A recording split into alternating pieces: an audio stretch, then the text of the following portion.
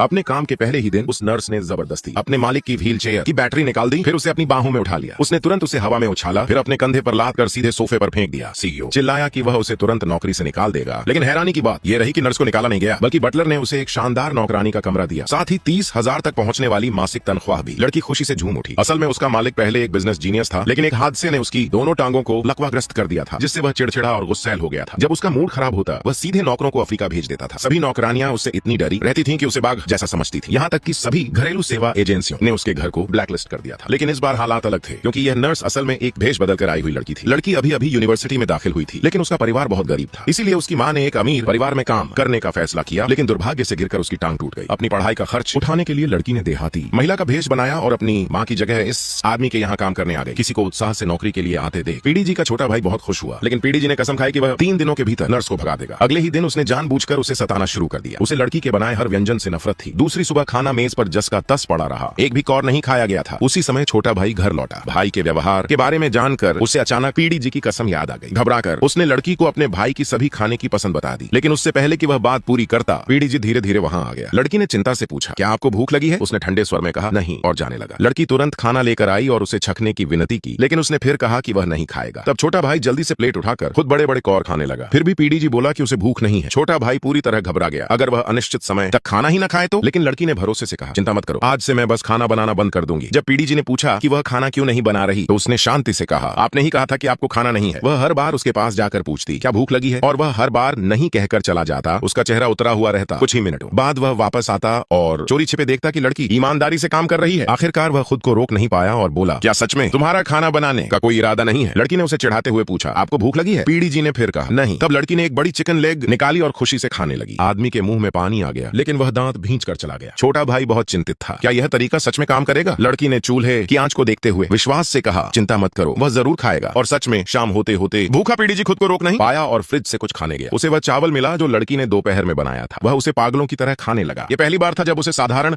Fried rice इतना स्वादिष्ट लगा। उसने एक दाना भी नहीं छोड़ा। यह दृश्य कोने में छिपे 2 लोगों ने देखा। उस दिन के बाद आदमी ने कभी भूख हड़ताल नहीं की। हर भोजन पर वह घर के सारे कटोरे खाली कर देता।